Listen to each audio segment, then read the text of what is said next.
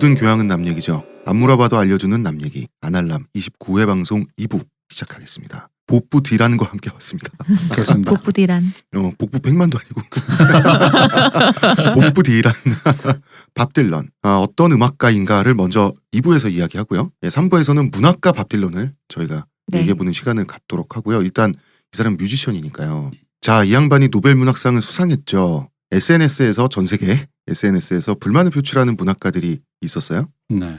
이제 나도 그래미상 타면 되겠네. 이런 얘기도 누가 했고요. 노래부터 부르시고요. 스웨덴 한리먼, 더 길게 말하면 왕립 과학 아카데미죠. 네. 네. 한리먼을 이해한다. 두꺼운 책을 읽기가 영 힘들었겠지. 이건 아예 시를 통째로 비난하는 거 아니야? 그러게요. 시 혐오 아니야? 그러니까. 야, 씨는 이 새끼야. 시집은 다 얇다고. 우리도 있거든. 무라카미 하루키는 그래도 내 인생 이만하면 됐지 정도의 시원섭섭한 트윗을 날리면서 이분이 말이 긴 분이 아닌데 트윗을 폭트를 좀 하셨어요.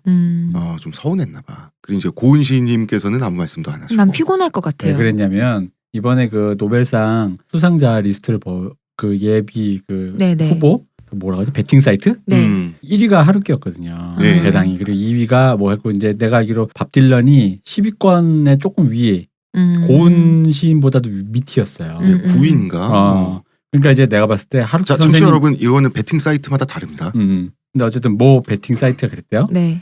내가 봤을 때 하루키 선생님이 자기 이름에 건 게 아닐까. 많이 잃으셨구나.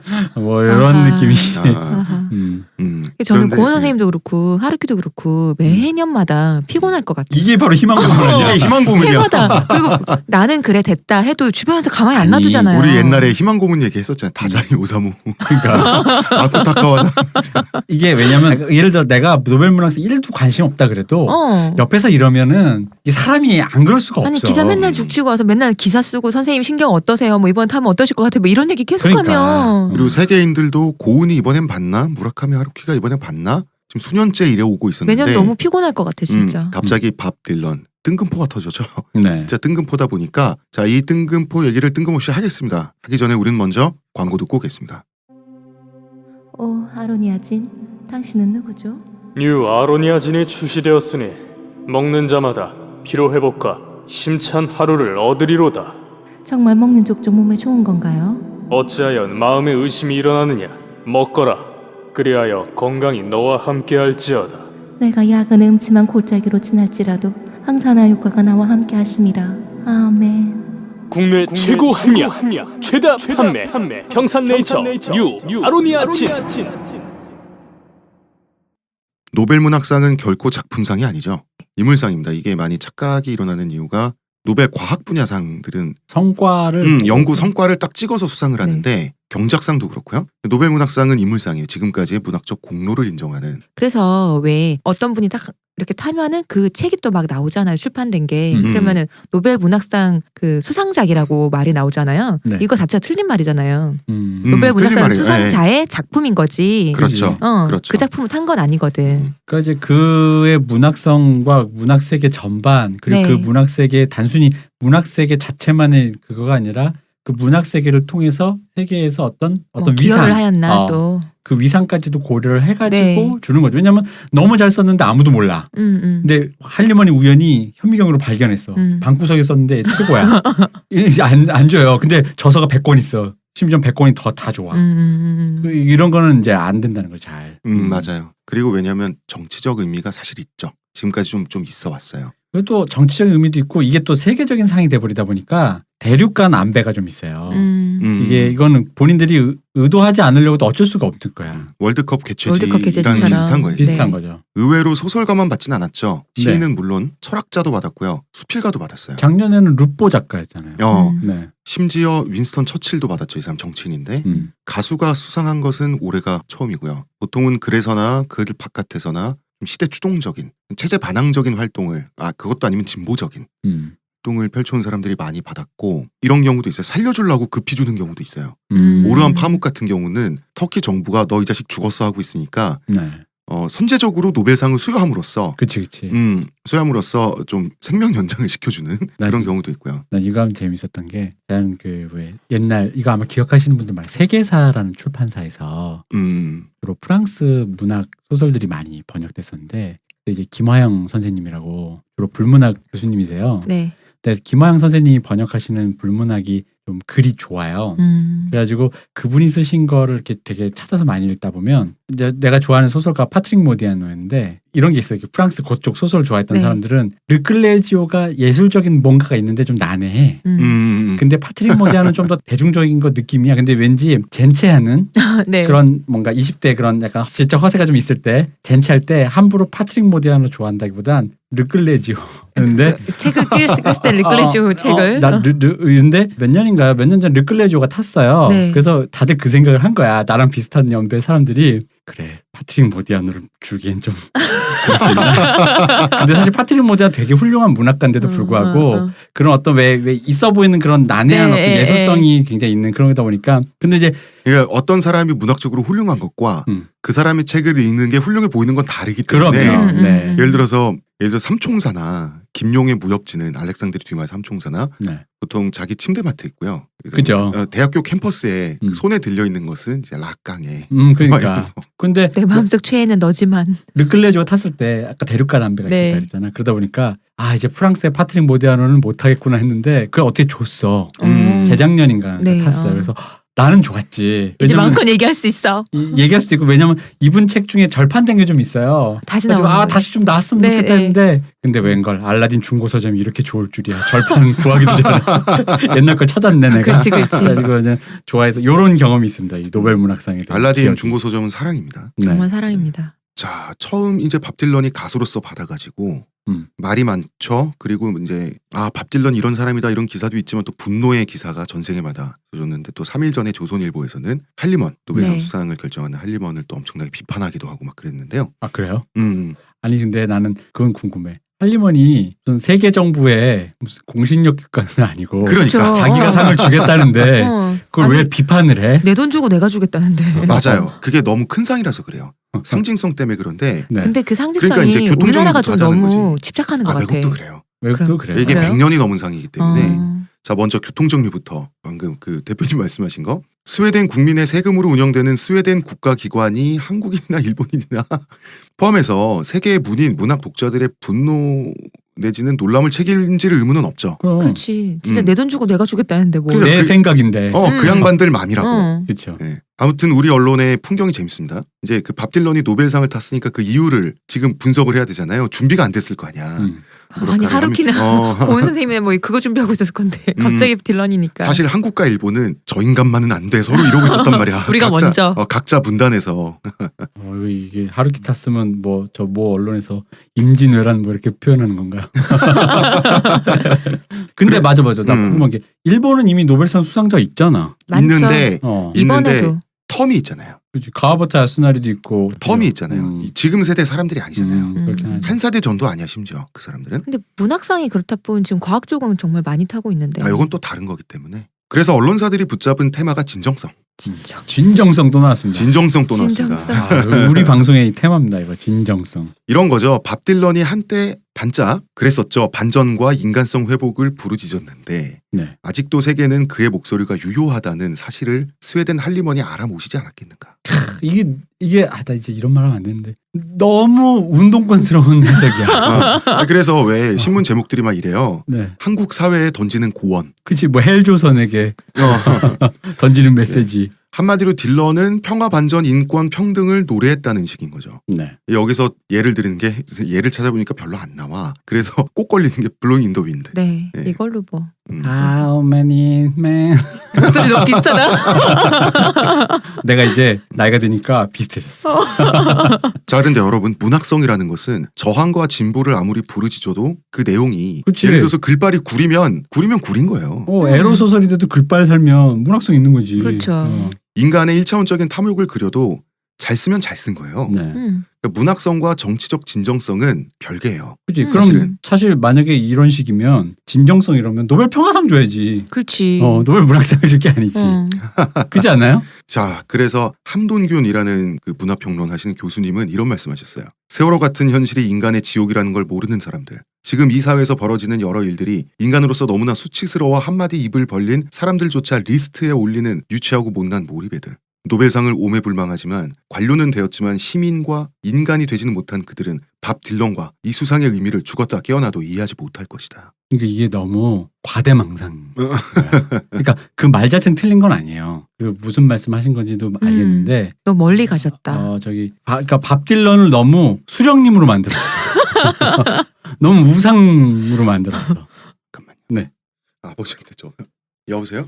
정 작가님이 지금 전화를 하고. 네, 내가 지금 뭘 녹음을 하고 있어가지고요. 이따가 제가 전화 드릴게요. 왜 뭐라고 얘기해? 안날람이라고 왜 말 못해? 우리가 창피해. 그런가 봐. 우리가 창피해. 내 말이 우리 창피해요. 우리가 창피한 거야. 어떻게 하셨어요? 저기 뭐야? 저 우리랑 같은 마음인 거예요. 역시. 나도 그랬어. 우리 셋 다 똑같은 마음이고. 그러니까 노벨상은 정의에 대한 평가도 내리지만 그보다 먼저 수준에 대한 평가를 먼저 내릴 텐데 네. 지금 함돈균 네. 교수님 이 평론 같은 경우는 지금 노벨상을 절대 선으로 놓고 있잖아요. 그리고 한 개인의 어떤 그 이념과 이슈의 상징으로 넣어서 그 개인의 입체성을 제거한 다음에 그 면만 부각시켜서 정신적인 면에 대한 영웅적인 면에 대한 것을 부각하는 거 약간 난 솔직히 그런 방식의 그 뭐랄까 수사가 위험하다고 생각하는 거죠. 위험하죠. 네. 지금 이 말이 굉장히 단죄적이잖아요. 징벌적이고 프로파간다야. 그리고 자기는 밥 딜런 수상의 의미를 이해했으므로 착한 편. 그리고 박 딜런 이런 느낌도 있어요 지금. 박 딜런 무슨 미륵불이야. 그러니까 전혀 그것과 상관이 없는 사람이죠. 정도령이야 정도령. 정도령. 그러니까 밥 딜런이 과연 음. 그렇게 그 진정성 넘치는 반전, 평화, 인권, 평등 등등의 메신저인가냐는 거지. 그는 어떤 지점에서 노벨상을 받았는지. 그런데 오컴의 면도날이라는 말이 있죠. 네. 작가님이 저 말 참 좋아해요. 좋아요. 그리고 곡성에도 나오잖아. 보아라 보고도 믿지 못하느냐. 수상 이유는 스웨덴 할리먼에서 그냥 드라이하게 친절하게 한 줄로 요약해 놨어요. 네. 미국 가요 전통 안에서 참신하고 시적인 표현들을 창조해낸 공로를 인정함. 자, 우리는 이제부터 2부 3부에서 이 얘기를 할 건데요. 결국 우리가 할 얘기는 이건데 이 말이 맞아요. 이 문장 안에 수상 이유가 다 있어요. 네. 일단 근데 그 전에 그럼 우리가 요 생각을 해봐요. 일단 어쨌든 제일 논란이 되는 지점이 이거라는 거예요. 노래인데 그렇죠. 가수인데 왜 문학상 줬냐? 그래미도 아니고 무슨 아닌데 왜 문학이냐는 음유 거지. 시인으로서 뭐 가사 그러니까 그렇다면 문학을 우리가 뭘로 보느냐라는 거지. 근데 그 얘기는 한번 해봐야 되는 거죠. 이게 서양과 동양의 전통이 다릅니다. 문학이란 무엇인가를 보는 데 있어서 서양에서 문화는 예술 장르예요. 문이라고 하는 것은. 그래서 문학이라고 하는 것은 예술 장르이기 때문에 창작이죠. 그러니까 픽션인 거예요. 기본적으로 문학이라고 하는 것은 그냥 문학이라고만 놓고 보면 거기 소설과 시가 들어가요. 그래서 이게 예술 장르라고 보기 때문에 수필, 르뽀, 철학서적 같은 경우는 원칙적으로는 문학이 아니에요. 엄밀하게 보면. 그래서 이 경우에 다 논란이 일어났어요. 사르트르가 뭐 수상을 받는다든지 할 때 철학자니까 이 사람은. 그러나 동아시아 전통에서 문이라고 하면 문인이라고 하잖아요. 글과 서류에 특화된 사람들이 다 문이에요. 이거를 업으로 삼는 사람들이 문인이고. 그러니까 우리 사고방식에서는 수필가, 르뽀하는 사람, 에세이시스트, 그다음에 소설가, 시인 다 문인으로 퉁쳐지죠. 그럼 서구 기준에선 예를 들어 우리가 이제 여기 교과서에 제일 많이 나오는 피천득 선생님의 수필을 예를 들었을 때 서구 기준에서는 그것은 문이 아니고 동양에서는 문이다. 적어도 이제 창작 예술이 아닌 거죠. 그죠? 그렇죠. 그런 식으로 분리가 되는 건데 우리나라는 이게 문무를 겸하다. 옛날부터 동아시아에서는. 그리고 문인이 있고 무인이 있으면 오히려 예인이 있죠. 네. 그러면 이게 그 노벨상 그러네. 그다음에 그 뭐 상공인이 있고 그 노벨상 수상을 받는 사람들은 우리는 문인이라고 생각하죠. 네네. 예인이에요. 그런 식으로 접근할 필요가 있다는 거예요. 그리고 그것도 있는 것 같아요. 그러니까 문학이 엄밀히 말하면 네. 언어로 창작되어진 조직되어진 어떤 형태로서 예술적인 쾌감을 불러일으키는 것인데 네.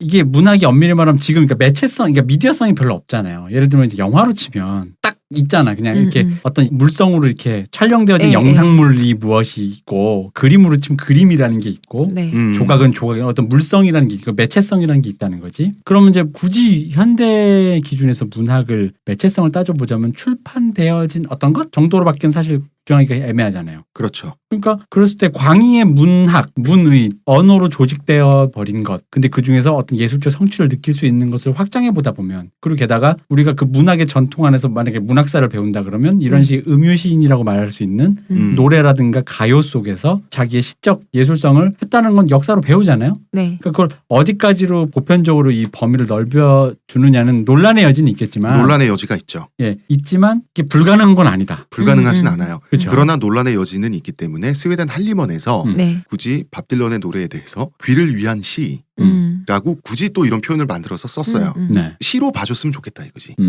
우리 이제 노벨문학상 선정위원회에서 음악적인 거는 몰라도 이 사람 한 곡 한 곡의 가사들을 한 편 한 편의 시로 봐주지 못할 것 뭐냐라는 얘기를 줄여서 귀를 위한 그렇죠. 시라는 표현을 쓴 거예요. 좋잖아. 그러면 이렇게 범위가 확장되는 게 불가능하지는 않았다는 거죠. 네. 그렇죠. 그러니까 논란은 있을 수 있으나 불가능은 아니고 어거지도 아니다. 맞아요. 그러나 논란은 있을 수 있다. 그쵸. 왜냐하면 이건 저는 밥 딜런 인정 안 하는데요. 밥 딜런의 문학성을 인정하지 않는 사람은 얼마든지 있어도 되죠. 그죠. 게다가 출판되어진 어떤 것, 왜냐하면 인류가 활자 매체, 기록 매체를 발견한 뒤로부터 어떤 이런 류의 매체성을 가진 창작물들이 급격하게 발전한 건 맞으니 그런 좁은 범위에서 난 창작되고 그렇게 출판되어진 활자 매체로서의 문학을 문학으로만 본다라고 생각하는 견해도 뭐 있을 수 있죠.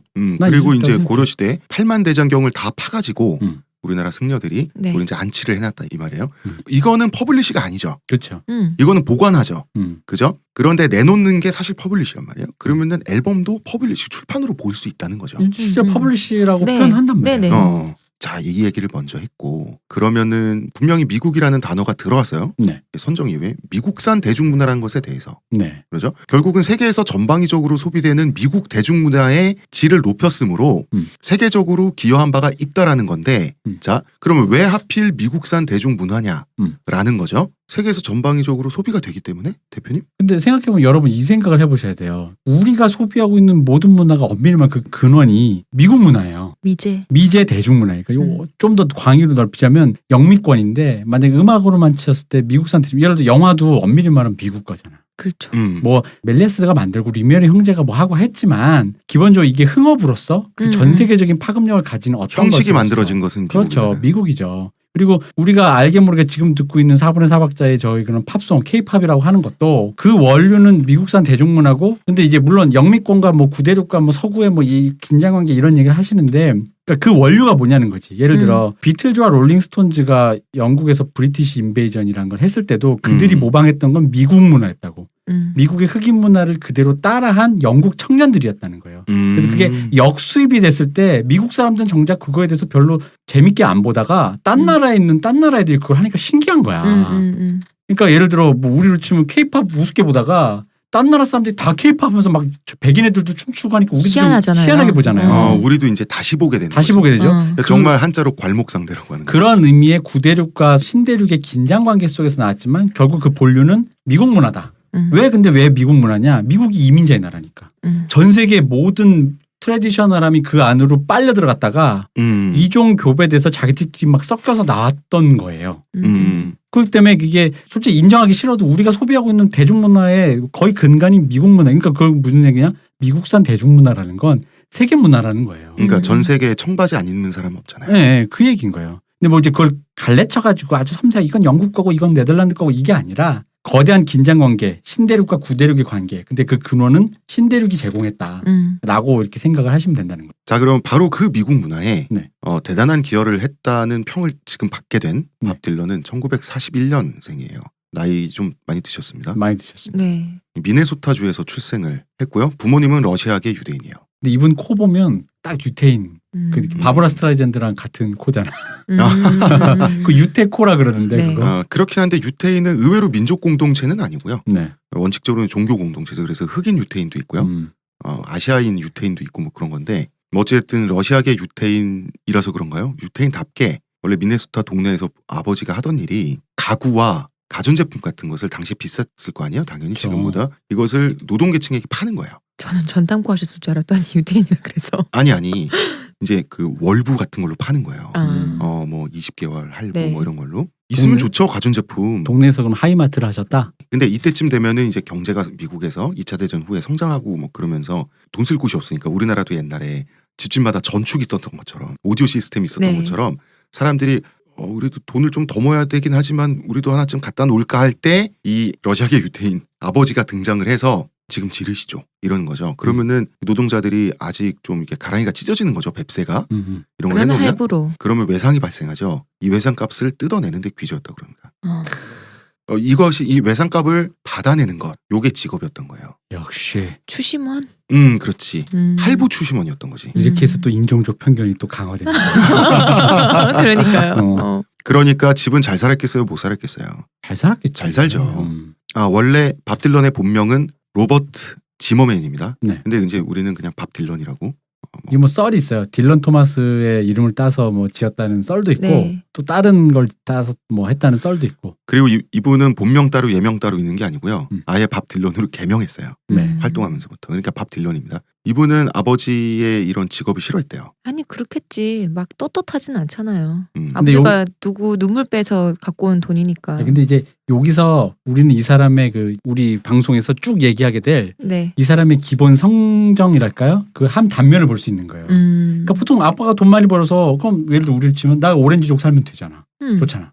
그런 거에 대해서 아무 생각 없는 애들도 많아요. 그렇지. 근데 이게 이 사람의 성격 자체가 이런 거와 약간 거리가 두는 게 되는 거야. 자기도 모르게 자꾸 메타적으로 본다 이거지.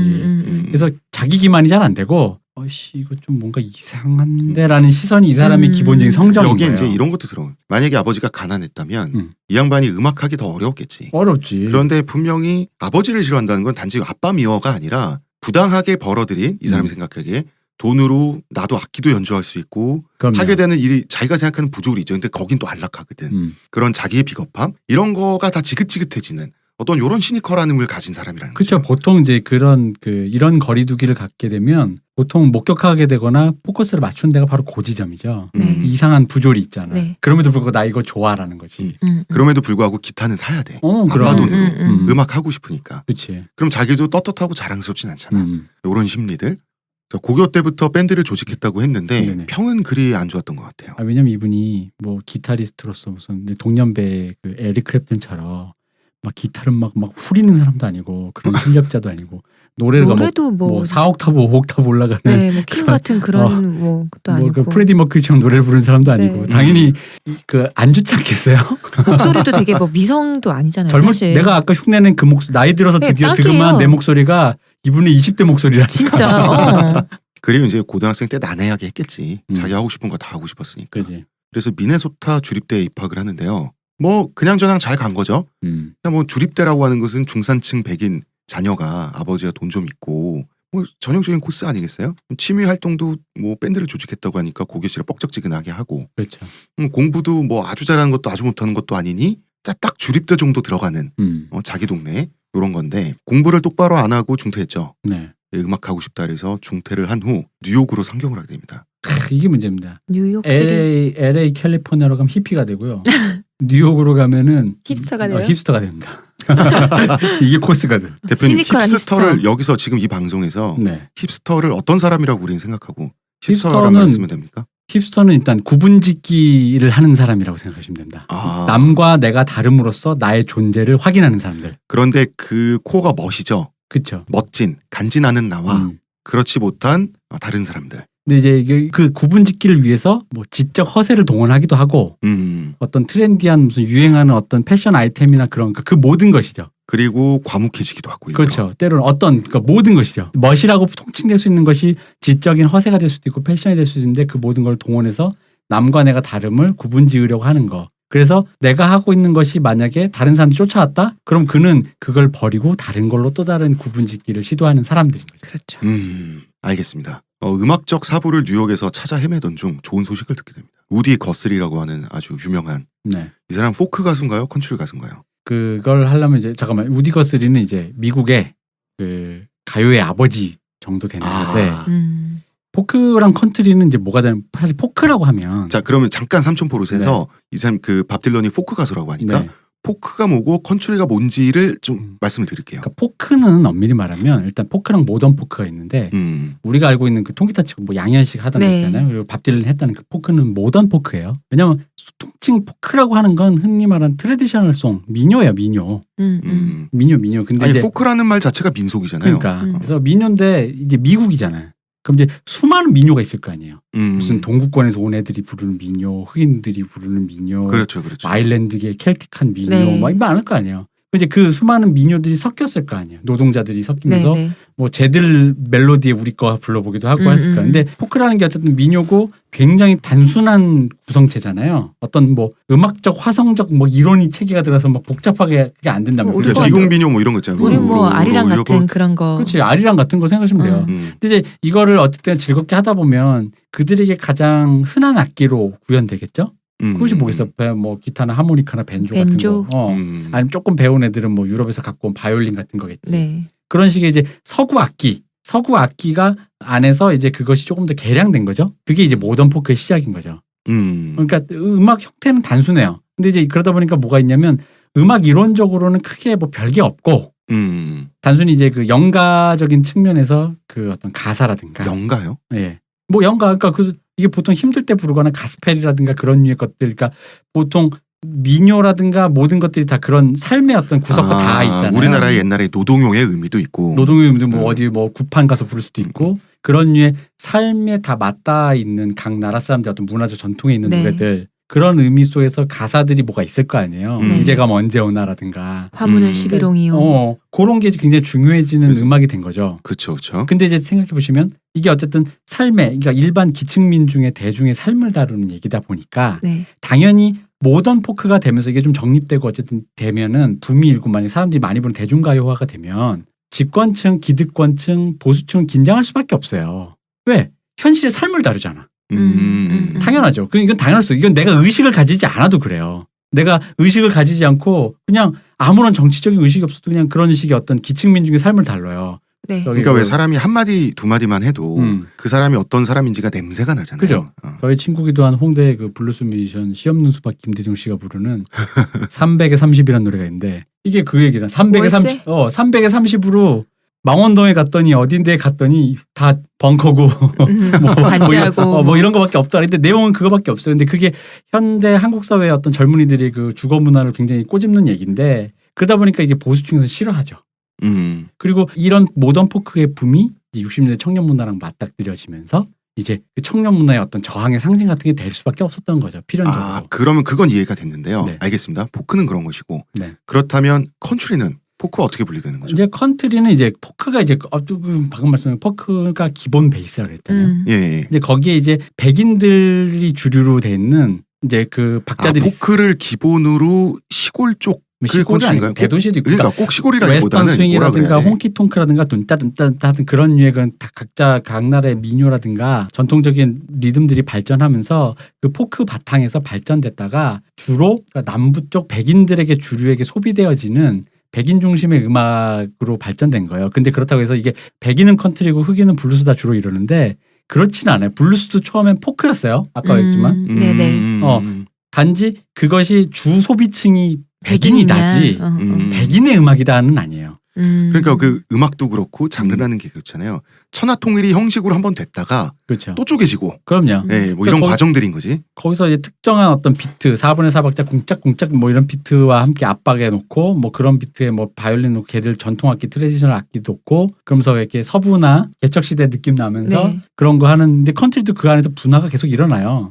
락이랑도 합쳐지고 뭐 합치는 하는데 그런 류의 컨트리가 있는 거고 이제 블루스나 재즈는 뭐냐면 흑인이라 근데 이렇게 생각하시면 될 것도 서양 음악권과 다른 흑인이 서양 음악 이론이 있잖아요. 왜 베토벤 시절부터 모차르트 바흐 때부터 몇백 년간 쌓여온 서양 음악 이론과 흑인의 그 정조 사투리라고 할 수 있겠지. 그게 합쳐지면서 그 음악 이론이 결합돼서 나온 것이 흑인 쪽 음악 블루스 재즈 쪽으로 이제 발달된 거죠. 그래서 우디 거스리가 이때는 죽을 때가 다 돼가지고 뉴욕의 대형 병원에 입원해 있었고 찾아가서 간병을 했다 그래요.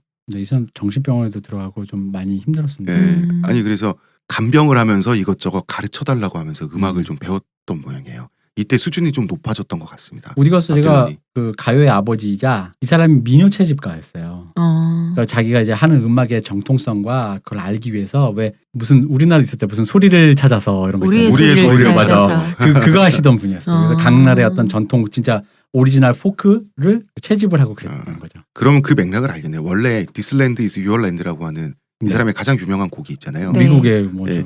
This Land is Your Land, This Land is My Land, From California to New York Island 뭐 이러는데 네. 이 땅, 이 거대한 땅 저기서부터 여기까지, 거기서부터 여기까지 우리 땅이야. 신의 우리를 위해서 이 땅을 만들어줬어라고 하는 아메리카 원주민들 입장에서 피가 거꾸로 솟는 그런 노래가 있는데 지금은 굉장히 애국주의적인 노래가 됐는데 네. 제가 알기로 실제로 이 노래를 정말로 캘리포니아에서 뉴욕까지 걸어가면서 여행에 의해서 그 여정에 의해서 만들어진 노래로 알고 있거든요. 그러면 민요 채집을 이때 하면서 했나 보네. 그렇죠. 했는데 약간 관점이 좀 달라요. This land is your land라는 게 물론 이제 그렇게 애국 보수의 네. 노래로도 사용되시는 분도 있지만 가사를 보면 이거예요. 그러니까 앞에 가사는 이거야. 돌아다녀 보니까 미국이 넓고 좋잖아. 어디든지 기회가 넘치는 것 같잖아. 그러니까 흔히 말 아메리칸 드림. 그러니까 이건 너와 나를 위해 생긴 땅 같아라는 표현이 있어요. 근데 마지막 구절에 보면은 네. 너와 나가 구호소에서 사람들이 이렇게 배식하는 거 있잖아요. 네. 구호소에서 이렇게 가난한 사람들 밥 주는 거 봉사. 네. 거기에 줄 서 있는데 자기도 그거 얻어 먹어요. 그러면서 의문형으로 끝나요. 이게 과연 너와 나의 땅일 수 있을까라는 말이 있어요. 그러니까 뭐냐면 유어랜드에서 여기 유어는 하느님이 주신 유어 너희들의 땅이니라가 아니라 내가 소외된 유예요. 너의 땅, 니네들만 사는 땅. 만약에 여기서 아니야. 노래가 이렇게 단순한 노래가 아니네요. 만약에 여기 이 말을 하고 있는 아이를 요즘 청년으로 대입해서 헬조선으로 보면 어떤 느낌인지 아시겠죠? 요즘 청년들이 아르바이트하면서 방금 사연 주신 어떤 그런 30대 뭐 40대 성공하신 그런 네. 가장을 봤을 때 그 이 말을 한다고 생각해요. This land is your land. 니네나 살기 좋지. 니네 땅이라는 거지. 이 얘기를 듣고 나니까 이해가 가네. 이 노래가 오바마 대통령 취임식 때 네. 애국가 대신 이 노래 오바마 나왔었는데 대통령은 소수자 입장에서 네. 얘기할 수 있는 거잖아요. 그래서 그랬군요. 그러니까 이 노래가 많이 곡해되고 있군요. 그렇죠. This land is your land라는 말은 아메리칸 드림이 있지만 거기서 내가 소외될 수 있다라는 불안감에 대한 노래이기도 해요. 모두가 아메리칸 드림을 이룰 수 없으니까. 그러니까 약간 좀 오해가 있다. 이 노래에 대해서. 지금 방금 이 노래에 대한 설명은 저는 이게 확 뭐가 왔습니다. 원래 애국가가 뒤통수를 치는 있잖아요. 어떤 그런 사실이 있네요. 원래 네. 애국가가 있지만 이 노래가 또 그 민중들의 애국가라고 칭해진다고 하더라고요. 자, 그래서 이분에게 배웁니다. 네, 간병을 하고 음악에 간병하면 또 대해서 사랑이 싹 물어보고. 그래야 되는 거 아니야? 아니 뭐 사제 관계가 싹 튼다고 하죠. 저기 셰익스피어 소크라테스 이후로 너무 오래 쉬었어요. 지금 너무 오래 굶었어요. 밥 딜런은 카페에서 피아노를 치고 노래를 부르면서 먹고 살았대요, 당분간. 그러다가 콜롬비아 레코드에 발탁돼서 눈에 띈 거죠. 네. 드디어 음반을 취입하게 되는데요. 이것이 1집 앨범 밥 딜런 개병을 하고 밥 딜런이라고 하는 1집 앨범은 밥 딜런이 냅니다. 1집 앨범 밥 딜런, 가수 밥 딜런 이렇게. 기타 치는 밥 딜런. 자, 이제 드디어 이렇게 뮤지션이 된 거죠. 싱어송라이터가 드디어 된 거죠. 네. 이거 밥 딜런의 목소리를 표현한 미국의 유명한 평론가가 했던 말이 있어요. 철조망에 걸린 양의 목소리. 정확해. 여러분 유튜브에서 밥 딜런 아무 곡이나 들어보시면 돼요. 곡을 아무 곡이나 들어보시면서 지금 이 방송을 내가 불러준다니까. How many nights. 똑같아. 진짜 똑같아. 자, 밥 딜런의 음악은 뭐 블루스도 들어갔고 뭐 이렇게 했다고 하는데 뭐 어떤 음악을 하는 사람이죠? 그러니까 말 그대로 그런 초창기에는 형식적으로 생각하시면 우리나라의 뭐 양희은 선생님이나 했던 그 60, 70년대 통기타 문화 생각하시면 돼요. 초창기에는. 근데 이제 뭐 블루스 컨트리 얘기가 나오는 이유는 뭐냐면 아까도 얘기했지만 그게 미국의 그 수많은 민족들이 뒤섞여서 나온 미국 전통 문화 그 자체인 거예요. 거기엔 흑인의 블루스적 정조도 있고 뭐 어떤 동구권에서 건너온 사람들의 그 동구권적인 폴카라든가 그런 정조도 있고 웨스턴 막 그런 남부적인 어떤 정시도 있고 멕시코에서 건너온 애들의 어떤 그런 민요적인 것도 있고 그게 다 섞여 있는 거죠. 그럼 이제 스승이 남겨주고 간 것을 받아서 이 사람이 확장시킨 부분이 분명히 있네요. 그죠. 이 사제 관계가 의미심장한 부분이 있네요. 그러니까 왜냐하면 아까 디슬랜드 주얼랜드처럼 무디 거스리가 어쨌든 간에 그 의미심장한 가사 그러니까 굉장히 의미 있는 가사와 그런 어떤 전통적인 트레디셔널의 모던 포크를 만들어내면서 그나마 그 소박하지만 그런 형식미 위에서 그런 좀 의미 있는 가사를 담는 음악을 했고 그것을 좀 더 본격화해낸 밥 딜런이 그런 어떤 유명해진 사람이 된 거죠 그 안에서. 그런 사람은 많았는데 거기서 유명한 사람이 되고 이제 첫 번째 앨범도 평이 좋았겠으나 두 번째 앨범에서 대박을 치게 됩니다. 프리윌링 밥 딜런, 그 프리윌링이라는 그 바퀴가 자유롭게 굴러가는 게 이리저리 자유롭게 쏘다니는 밥 딜런 정도. 불러라 밥 딜런. 정말 좋다. 여기에 그 유명한 블로잉 인 더 윈드와 Don't Think Twice It's Alright 이 트랙이 들어가 있고요. 이 앨범을 통해서 굉장히 성공하게 되죠. 그리고 드디어 가사로 이때부터 인정받기 시작합니다. 가사가 굉장히 중의적이고요. 깊이 있고요. 간지나요. 그리고 여긴 이것도 있어요. 이런 가사를 쓸 줄 아는 바로 이 사람 나. 라고 하는 그런 마케팅도 같이 들어가게 됩니다. 그래서 지적이면서 있어 보이는 이미지들 이런 자꾸 것들과 앨범에 함께 자기 이름 들어가는 거 볼 때 저는 좀 근데 그게 또 이제 맥락이 있어요. 왜냐면 이제 앨범에 타이틀을 쓴다라는 게 그렇게 네. 오래된 전통이 아니에요. 아. 그 보통은 그냥 예를 들어 우리도 이문세 1집, 이문세 2집, 3집이지 이문세 그리고 앨범 타이틀 네. 뭐 이러지 잘 안 했거든. 아. 그게 그렇게 오래된 전통이 아니에요. 밥 딜런은 이걸 한 거죠. 음. 그러면서 지금 방금 말씀드린 이런 가사들 특히 이제 블로잉 인 더 윈드 같은 거 간지나는 가사와 곡의 주제 같은 것으로 지금 반전운동가의 타이틀을 서서히 얻기 시작하죠. 두 번째 네. 이 앨범부터. 베트남 전쟁 때문에 그렇죠. 이제 네. 이쯤에서 그 히피 문화도 그렇고요. 1960년대 미국이라는 시공간을 좀 우리가 잠깐 이해를 하고 넘어가야 될 것 같아요. 그러니까 이제 이 시대가 있잖아요. 60년대라는 미국의 시대와 밥 딜런의 상관관계에 대해서. 이게 밥 딜런이 여자친구가 존 바이즈였는데 이 당시에 예, 당시 엄청 예쁘고 네 포크 네. 가수 막 근데 지금도 곱게 늙으시고. 존 바이즈가 우리로 치면 요즘 젊은이들 시각으로 좀 뻔이에요. 그래서 이제 존 바이즈의 소개로 오히려 좀 더 유명해졌어요. 그러니까 뭐냐면 그런 류의 페스티벌 이런 데 막 쓰게 해줬다는 같이 거지. 근데 한데 레카타처럼 끌어줬구나. 그래도 이 당시에는 또 이제 어쨌든 이런 생각이 있어. 이 밥 딜런도 청년이니까 밥 딜런의 가사가 이제 되게 약간 아침 이슬틱한 거잖아요. 그러니까 밥 딜런의 가사 요거랑 구분은 돼요. 뭐냐면 두부처럼 잘 이운 너의 가슴류에 그런 운동권 가사와는 달라요. 3부에서 다 네. 저희가 말씀드리겠습니다. 김밤 지새우고 김밤 쪽으로. 지새우고 정도의 네. 수준이라는 거지. 그러니까 이제 이게 중의적으로 그냥 소비할 수 있는 팝송이기도 하고 의미를 굳이 곱씹어 보자면 어떤 좀 의미가 있어 보이는 그런 의미라는 거죠. 근데 이 당시에 주류의 세계가 뭐냐면 바로 반전, 청년 문화 이거잖아요. 히피 문화. 그 시대에서 이런 노래를 부르는 주류의 아이콘. 근데 1세계 백인 남성이죠. 대학을 나온. 한마디로 개념이 있는. 그렇죠. 어.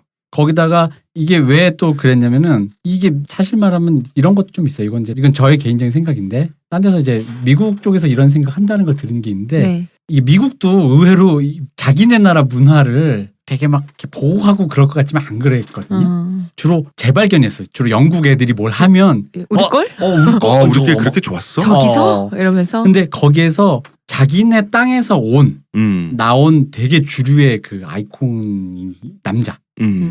1세계 백인 남성 지성인이 나온 거예요. 약간 그런 맥락도 좀 있어요.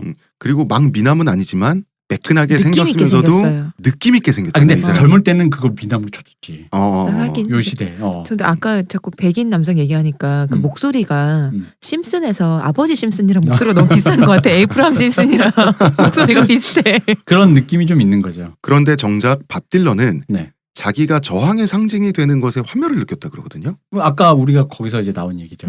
이거랑 똑같아요. 홍 작가님이 글을 썼어. 네. 글을 썼는데 본인 기준에서는 좀 자기가 왜 자기 이데아가 있을 거 아니에요? 예. 근데 내 기준에서는 조금 아쉬운 글인데 어떻게 또 계약한 것도 있고 돈 받은 네. 것도 있으니까 일단 냅시다 냈는데 갑자기 터진 거야. 이상문학상 타더니 토니상 타고 막 탄 거야.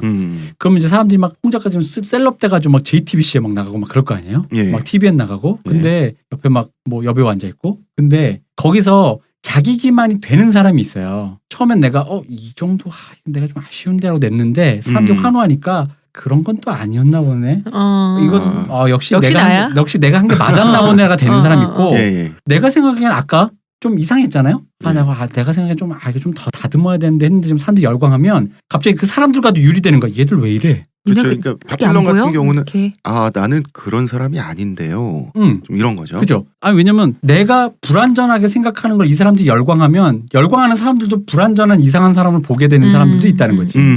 너희들 이게 안 보여? 내게 갑자기 완전한 채로 둔갑하는 게 아니고. 그럼 이게 확대가 되면 좀 나쁘게 흑화되면 대중은 개돼지론으로 간단 말이야. 이런 것도 못 알아쳐먹고 뭐 이런 거 있잖아. 이게 그렇게 좋냐? 이런 거 있잖아. 이런 좀 그런 약간 엘리트 예술인들이 이런 생각 가진 사람들이 종종 있는데 그게 이런 식으로 나가거든요. 작가님은 옆에 여배우가 있는 거 굉장히 즐길 것 같은데. 작가님 역시 나야 이러실 것 잘 같은데. 듣잖아. 이 사람은 역시 나야. 몰랐지만 이랬어. 그래서 저는 속이 우울한 사람입니다. 겉이 좀 친절하고 밝아서 그렇게 사람들이 되면 모르는 그 거지. 우울이 치료가 될 거야. 근데 이 사람처럼 치료가 안 되는 사람들이 있어요. 이거 기질이죠. 뭐. 네, 기질이에요. 자기가 자꾸 분리가 되는 거야. 예를 들어 보세요. 블로잉 인 더 윈드도 뭐 좀 이따 얘기하겠지만 중의적이잖아요. 가사가. 네. 아까처럼 그렇죠. 두부처럼 잘린 너의 가슴이 아니라고. 두부처럼 잘 리운 너의 가슴은 청취자 여러분, 옛날에 운동권들이 이제 노래를 부를 때 분노를 고취시키기 위해서 변태 사이코 미군이 있었는데 성폭행을 하면서 뭐 가슴을 자르고 한국 여성을 그 범죄 내역을 가사로 만들었던 걸 얘기를 하는 거예요. 네. 그대로. 그런 식의 가사가 아니란 말이에요. 그러다 보니까 자기가 갑자기 체제 저항의 아이콘이 됐잖아요. 그러면 유리가 되는 거죠. 이거 왜 이래? 그렇죠. 그리고 그러면서 이제 심드렁해지는 거죠. 이 사람들은 그 반전의 심드렁해지고 운동이나 목소리나. 생각해보세요. 이게 지금 우리가 생각해 60년대 미국 히피 뭐 저항 지미 핸드릭스 밥 딜런 이러니까 멋있지만 아니 그냥 바로 앞에 우리 뭐 세월호 시위라고 생각해보세요. 90년대도 이거 비슷한 일이 있었어요. 뭐가 있냐면 서태지가 3집에서 네. 발해를 꿈꾸며 불렀을 때 네. 수많은 문화 비평가와 소위 꼰들이 네. 이걸 어떻게 물을 대려고 네. 뭐 이거 했단 말이야. 근데 서태지가 되게 그 정치성 자체는 좀 나이브했지만 어쨌든 자기는 그냥 자기 심상을 얘기한 거잖아요. 그게 뭐 통일도 좀 됐으면 좋겠고 그냥 그런 정도 수준으로 얘기를 한 건데 사람들이 너무 들끓으니까 거기에서 약간 거리를 뒀단 말이에요. 근데 그 당시 문화운동 이런 거 하는 사람들 입장에서 뭐냐면 그런 시위 현장에 서태지가 나타났으면 그러면 이건 이미 끝나는 거잖아. 그래서 밥 딜런은 그 유명한 우드스탁에 끝까지 나타나지 않았어요. 예. 그러니까 저항의 아이콘, 시대의 상징, 자유정신의 상징이라고 지금 노벨문학상 수상 이유를 분석하고 있는 네. 들이 이제 저희가 보기에는 좀 발해가 나 있어요. 진짜 실제 사실과는 이 사람이 아니, 왜냐면 깐을 보고 또 본인이 이미 거기서 발해가 나가지고 이거 이상한데 하면서 거기를 안 갔다니까. 시위 현장에서 부르는데 젊음의 상징이고 평화의 상징입니다. 오늘 우리 행사는 그런 겁니다. 근데 안 갔어요. 안 저는 가니까 아닌데요. 그 무엇보다 먼저 지금도 꽝이신 존 바에즈 여자친구가 당시 여자친구 너 왜 이래? 라며 그때부터 이제 싸움을 한 거죠. 그렇죠. 둘이서 일단 싸웠고 어찌됐든 네가 지금 상징이 되는데 너가 가져야지. 네가 이게 옳은데 이게 지금. 옳은 것도 맞고 그러니까 네가 좀 해줬으면 좋겠었는데 내가 그런 거 있잖아. 내가 가서 내가 흥이 안 나는 거야. 예술가로서. 내 노래 보고 이 사람들이 막 즐거움 나도 같이 해서 여러분 혁명을 위해 일해야 되겠는데 얘는 이 사람은 그 사람이 그런 사람이 아니에요. 그래서 기질이. 존 바에즈가 너는 끔찍한 이기주의자다 그렇죠. 라고 하면서 헤어졌잖아요. 지금. 그리고 이제 밥 딜런 같은 경우는 시니컬하고 힘들어간 사람이잖아요. 네. 근데 자기 여자친구가 뭐 예쁘고 정말 예술적인 것도 있고 이제 빛나는 여신 같은 존재니까 처음에 사랑에 빠졌지만 보면 볼수록 이 여자가 너무 뜨거운 거예요. 언제나 정의를 부르짖고 지금도 그러고 계세요. 지금 이분은. 네. 예. 그러니까 점점 멀어지게 되는 거고. 존 바이저는 그 얼마 전에 그 오큐파이 월스트리트 있잖아요. 네. 그 월스트리트를 점령하자 네, 해서 네. 텐트 치고 거기 가서 노래 부르시고 여전히 할머니신데도 그거 하셨습니다. 그러니까 에너지는 이분은 어디서 나오는 걸까요? 그 에너지에 질린 거야. 그죠? 밥 딜런은. 약간 몸속에 그럼 우라늄 같은 게 있으신 것 같아요. 그런 분들은 진짜 밥 딜런한테 끊임없이 없다고. 이렇게 그런 게 에너지가 없다고, 밥 있으니까. 딜런은. 그게 얼마나 밥 이게 딜런은 슬프고 전쟁 같은 A 사랑이었겠어요. 건전지야. 아니 밥 딜런은 이제 라이터 정도 하나 있는데 저자가 왜 저러지? 그러니까 이 사람은 철저한 자유주의자 그리고 철저한 개인주의자로 알려져 있죠. 그렇죠. 절대 저항의 어쩌고가 아니고요. 네네. 그러니까 이게 우리가 들은 노벨상 수상 이유랑 지금부터 이제 달라지기 시작합니다. 그러니까 우리가 들은 노벨상 수상 이유가 아니라 사람들이 어설프게 분석한 노벨상 수상 이유죠. 그렇죠. 할리먼은 정확하게 말했어. 정확하게 네, 네. 할리먼이 말했습니다. 네. 오컴의 면도날. 자 다시 돌아와서 그러면은 이 사람이 그 정치적으로 어떤 순수한 그런 저항의 정신이 없네 이 녀석 하면서 내부에서부터 쟤 좀 이상해 이런 얘기를 듣기 시작하고 포크 음악계 내부에서 그러다가 포크 록이라고 하게 됩니다. 네. 락과 접목을 시키죠. 그러면서 순수성 논쟁이 발생하죠. 그죠. 여기서도 진성 논쟁이 나와요. 그러니까 당시에 그런 분위기가 있었던 것 같아요, 대표님. 네. 이제 그런 저항의 운동, 그런 반전 운동 이런 것들이 이제 포크 장르와 포크 가수들과 많이 결합이 되다 보니까 진정한 저항은 포크다. 그것도 있고 포크 이코르 저항 아닌가? 락에 대한 이미지가 지금과 조금 달랐어요.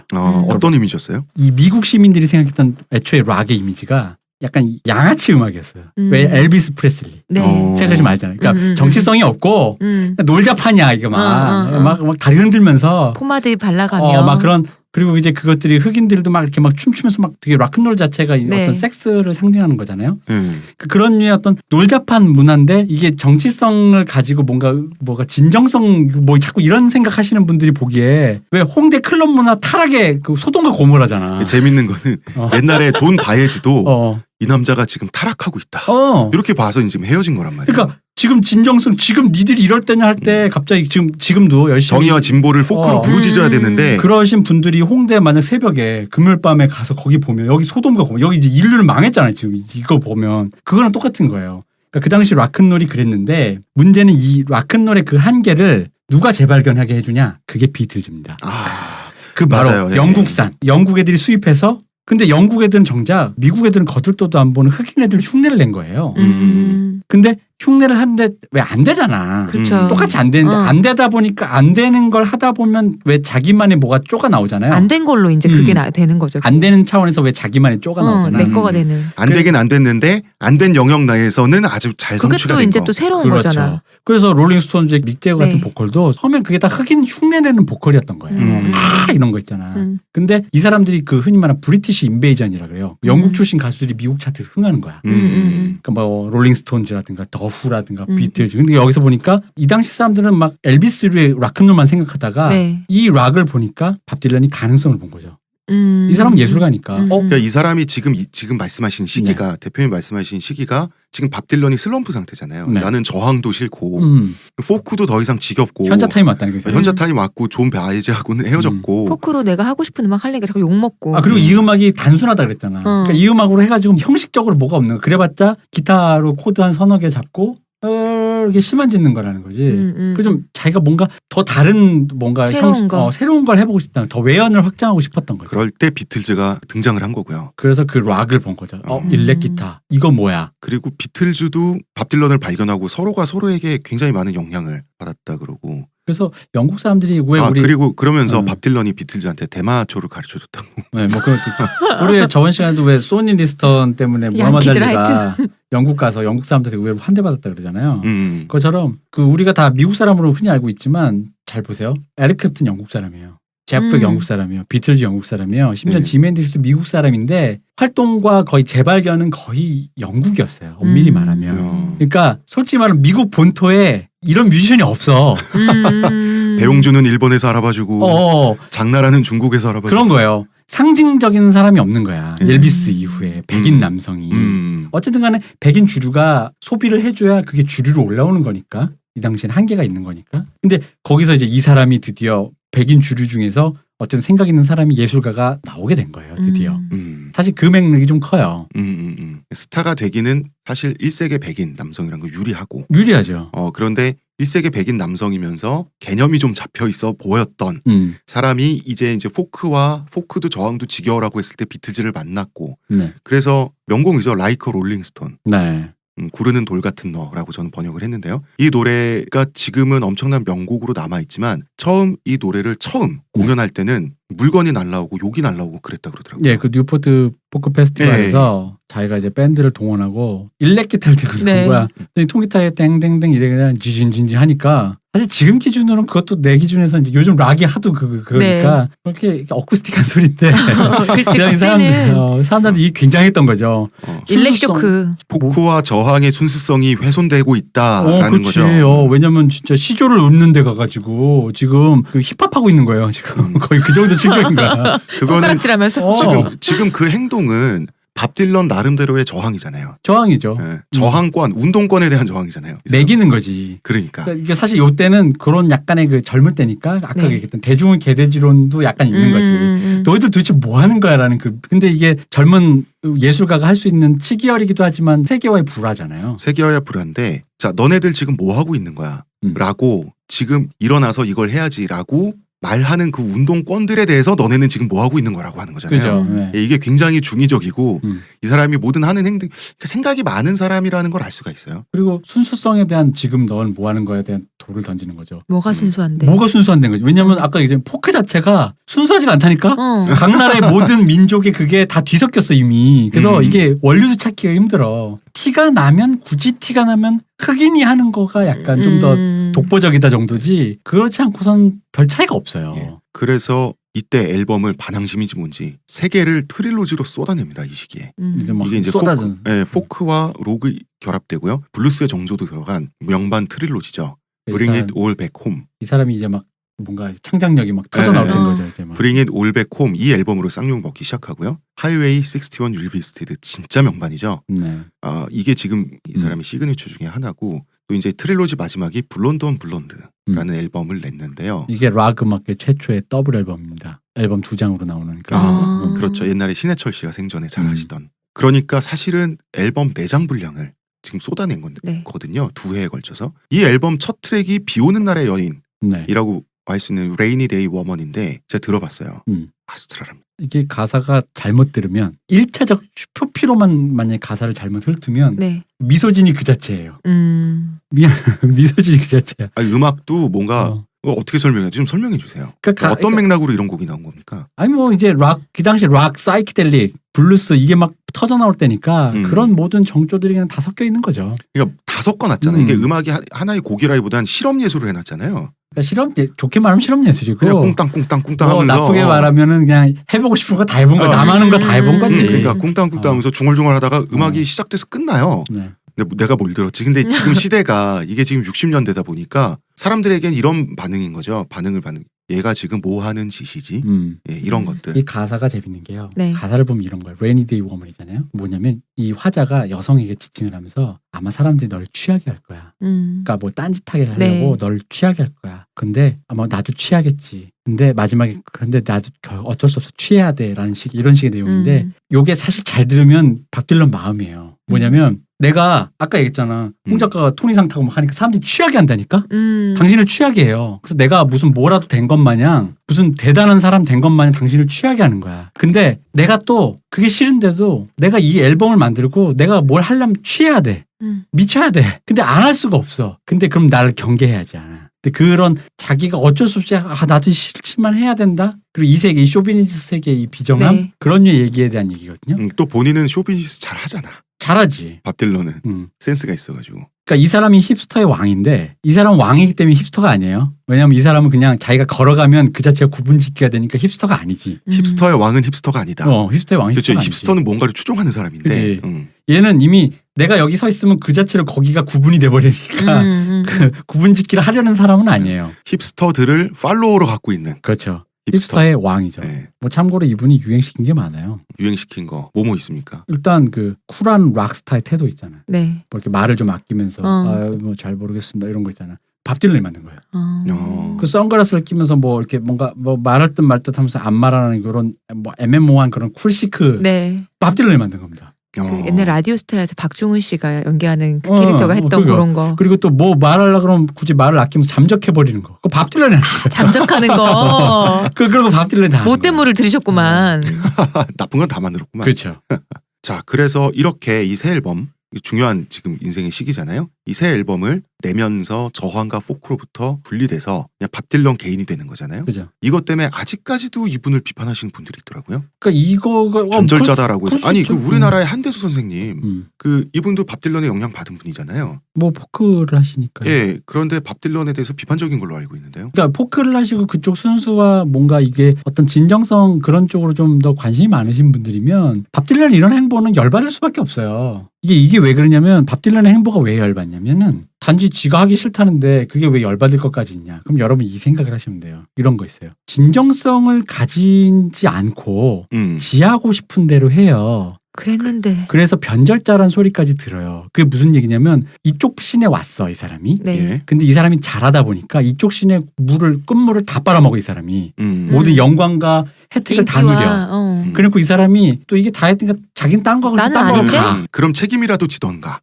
근데 사실 책임질 의무는 없잖아. 없지. 내가 그냥 하고 싶어서 한 건데. 약간 수학계의 메뚜기처럼 보일 거 아니에요. 메뚜기 때처럼. 그래서 저쪽으로 가. 그래서 이쪽 사람들은 저 사람을 욕해. 근데 이 사람이 하는 일은 다 상업적으로 모든 비평적으로 다 성공해. 그리고 그 결과물도 나쁘지가 않아.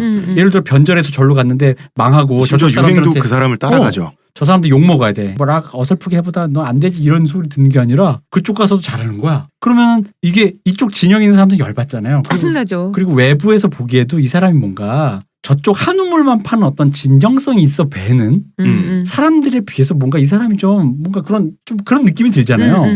근데 그게 철저하게 쇼비니스 세계에서 돈이라든가 자본주의와 결합돼 있잖아요. 네. 엄청나게 돈을 벌잖아요. 그거랑 결합되니까 더 그게 꼴사나운 거죠.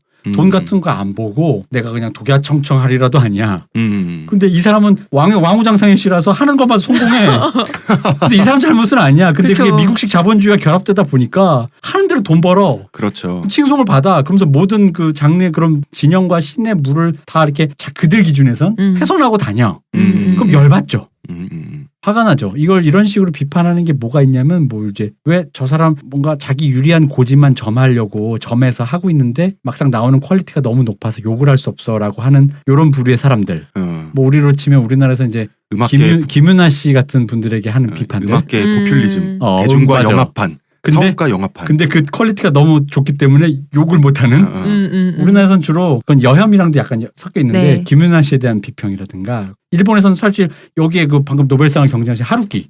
네. 하루키에 대한 평도 그런 게 있잖아요. 스노비즘. 음. 하루키 스스로가 그런 미국 문화와 그리고 또 소비주의 문화 속에서 이렇게 네. 방황하는 자기 자신에 대한 얘기가 많잖아요. 하루키도 언제 다르겠지만 딱히 그쪽은 아닌데 근데 이제 그렇게 보이는 거지. 그게 보이잖아요. 자기가 정체성이 그런 사람이에요. 그렇게 태어난 사람이라고. 미도리 사워. 그러니까 미도리 사워 무슨 재즈 LP. 근데 이 사람의 세계관인데 그게 남들 눈에 고깝잖아. 되게 니 뭔데 재즈 LP 하면서 미도리 나 사워. 그런 것만 쳐먹어. 뭐 그렇게 보인단 말이에요. 그럼 이제 사케 먹어 사케. 열받는다. 근데 하루키가 만들어낸 꼬냑이 어쩌고. 하루키가 만들어낸 소설은 훌륭하단 말이야. 그러다 보니까 딱히 욕을 하기가 애매한데 왠지 내 뭔가 이 배아를 뒤틀리게 하는 뭔가 있단 말이야. 내 마음을 꽁냥하게 하는 게 있어요. 바로 그런 그래서 일본 면이에요. 내부의 하루키에 대한 그 비판이 일본적 문학의 전통이 마치 이 사람 때문에 좀 훼손돼 가는 듯한. 그러니까 정확하게 비판은 못 하겠는데. 비판 못하지. 왜냐면 정확하게 비판을 쏘는 그럼 뭐야? 재즈 LP 말고는 샤미젠 들어야 되냐? 근데 뭐 게이샤랑 술 먹어야 되냐? 그럼 이 얘기는 기회 있을 때 하겠지만 하루키 굉장히 일본적인 작가입니다. 네. 그건 그렇고요. 자, 그런데 이제 엉뚱하게 1970년대 말로 가게 되면 또 엉뚱한 건지 뭔지 종교적인 태도가 생겨요. 당연하죠. 이게 자기 기만을 하지 못하는 사람이 결국 자기 인생의 해답을 찾으려고 노력하다가 신에게 귀하죠. 주로 기여하죠. 그래서 가스펠음반 내고요. 그렇습니다. 80년대 초에 원래 유태교 집안이니까 네. 이제 사이비 유태교 신자 있죠. 우리 교회 안 가듯이 사이비 신자라고 하잖아요. 그래서 뭐 유태인이라는 정체성을 일단 유지는 하고 있었던 모양인데 80년대 초에 기독교인으로 개종을 해요. 그걸로도 모자라서 전도사가 돼서 전도 활동까지 하고 다니거든요. 그래서 이분이 신기한 걸 해요. 우드스탁에도 안 나타났던 사람이잖아요. 네. 근데 마이클 잭슨이 기획했던 위아더 월드에 나타나서 노래를 불러준다고. 음. 이게 사실 그 맥락을 잘 모르면 여기 되게 신기한 거예요. 왜 우드스탁에도 안 나왔단 말이에요. 우드스탁 필름에 보면요. 밥 딜런 나타나라라는 구호를 애들이 들고 있어요. 밥 딜런 상징이기 때문에 그가 나타나면 이 페스티벌은 활용 점정이 완성이 되는 거죠. 네. 안 나타난단 말이에요. 근데 그런데도 안 나타나는 사람이 웬 위아더 월드 마이클 잭슨이랑 같이 보여 옆에서 왜 뭔데? 왜냐면 이 사람이 그 순간 약간 좀 신께 귀하는 그렇죠. 해서. 나쁘게 말하면 보수하고 좋게 말하면 좀 사람이 느슨해진 거죠. 이렇게 그래 좋은 일 하고 살자. 그래서 그리고 이제 그 자기보다 우월하고 압도적인 어떤 존재에 대한 경의 뭐 이런 게 의탁하고 싶은 그런 마음도 있었던 모양인데요. 네. 그러다가 또 시들해진 모양이에요. 시들이 그거 아니 이 사람의 성정이 일관적이잖아. 그것도 발해가 맞아요. 난다면 이거 아닌 것 같거든 이것도. 하다 보니까 CCM도 그래서, 지겹고. 마지막 앨범이 또 올해 나왔습니다. 폴론 엔젤 이래서 추락천사 정도로 보면 되겠죠. 앨범도 굉장히 많고 곡도 굉장히 많아요. 많다 보니까 좀 졸작이라는 평을 받는 앨범도 또 깨알같이 사이사이 껴있죠. 그래서 제가 질문 드리는 건데요. 우리나라의 트로트도 그렇고요, 대표님. 네. 포크도 그렇고 이제 특정 장르의 음악들은 작곡이 쉽다. 그래서 양산하기 좋다. 이런 편견인지 관념인지 그런 것들이 존재하잖아요. 아무래도 대중음악이 레퍼런스라는 게 존재하고 그 레퍼런스로 통해서 만들어낸 장르적인 어떤 모듈들이 너무 뭐 우리로 치면 이제 뭐라 그럴까 그 어휘라고 해야 될까요? 그런 규정된 것들이 워낙 데이터베이스가 많다 보니까 사실 공장장이 곡 길이는 어느 정도의 그렇죠. 요런 가사 뭐 1절 2절 구분돼서 정형화돼 뭐 이런 있는 게 것들. 있어서. 공장장이 돼서 찍어내려고 맘만 먹으면야 뭘 못 만들겠어요. 이렇게 조합해서 그렇죠. 딱딱딱 나오는. 근데 단지 이제 그거를 자기 마음에 드느냐는 좀 다른 문제고 예술가 개인의 문제. 근데 찍어내려고 마음을 먹으면 특히나 그 어떤 그 조 자체가 다른 게 특히 포크에서는 그 노래 곡조 자체의 어떤 형식적인 그것이 그 서로 다름으로써 구분되는 오리지널리티를 획득하기보다는 가사가 담고 있는 의미라든가 이런 게 중요하다 보니까 그런 데서는 다량의 곡을 생산할 수가 있겠죠. 그러니까 차이가 오리지널리티를 그렇게 많이 담보하고 있진 않다. 어떤 특정 장르들은. 뭐 이렇게 생각하시면 알겠습니다. 저랑 시호님은 음악을 잘 알지 못하죠, 시호님. 음알못이죠. 예, 음알못입니다. 그래서 대표님께 질문을 드리는데 대표님은 음악에 대한 관심이 많으시고 연주도 하시는 분으로서 밥 딜런의 곡은 어떻게 다가오십니까? 사실 저도 영어를 되게 잘하는 사람이 아니어서 밥 딜런의 노래를 그렇게 좋아하는 사람은 아니에요. 이 사람은 확실히 가사 중심이긴 하죠. 네. 왜냐면 뭐 영어를 모를 때 이 사람의 노래를 딱히 즐겁게 들을 만한 어디 요소가 딱히 목소리도 없어요. 아니고. 근데 이제 어떤 정취는 있어요. 예를 들어 그러다 보니까 영화 같은 데 나왔을 때 멋있는 장면들이 많이 나와요. 나킹 온 헤븐스 월드. 나킹 온 헤븐스도 그렇고 오히려 그거보다도 이제 최근에 뭐 실버 라이닝 플레이북에서 제가 좋아하는 영화입니다. 거기서 또 걸 프롬 노스 컨트리라는 노래가 나오는데 이게 이 영화가 내내 시끄러워요. 왜냐면 이게 로맨틱 코미디의 신기원이거든. 랑 미친놈이 사랑하는 경우인데 그 둘이 맨날 싸우고 시끄러운데 유일하게 이 노래 한번 들어봐야 하면서 둘이 영화에 단 한 순간 입을 다무는 순간이 나오는데 그 순간에 이 노래가 굉장히 정취가 있어요. 네. 그것도 있고 뭐 코엔 형제 그 더 빅 레보스키에서 맨인민가 뭐 그런 노래가 있는데 시작할 때 네. 그 동네 한량들이 그 동네 그 할 일이 없으니까 볼링장에 모여서 볼링 치면서 우리로 치면 이제 진상 피는 네. 그걸 슬로우로 오프닝을 만들어 거기에 밥 딜런 노래가 나오는데 그 묘한 정치가 있거든요. 딱이에요. 자 딱이에요. 여기서 대표님 성대모사 한 번 더. How many men? 자 그래서 우리는 이제 밥 딜런은 어떤 음악가인가에서 이제 그 가사의 얘기가 나왔으니까 어떤 문학가인가로 넘어가야 네. 될 것 같습니다. 어떻게 노벨 문학상을 탔나? 예, 3부에서 이제 뵈야 될 것 같고요. 문학성에 대한 이야기를 하기 위해서 어떻게 얘기할까 고민하다가 어떻게 해야 될지 갈피를 잡을 수 없다면 주저하지 말고 노가다를 하라. 어떤 분의 말씀을 듣고 그냥 8곡을 그냥 번역을 해버렸습니다. 그래서 이 얘기를 네. 3부에 나누고요. 이 사람의 작품 세계를 번역된 한국어 가사로 한번 즐겨보시고 또 그 사이사이 우리가 이 사람이 가사를 쓰는 방식이 어떤 식인 건지 과연 그 얘기를 3부에서 나눠보도록 하겠습니다. 여러분 음유시인 밥 딜런을 만나는 걸로. 그렇습니다. 뭐 귀를 위한 시라니 네. 시호님 네. 음악평론가 분은 이동규 대표님 성대모사 전문가 안녕하십니까 밥 딜런입니다. 한국말을 배웠습니다. K-팝이 좋아요. 저는 작가 홍대선이었습니다. 감사합니다. 감사합니다.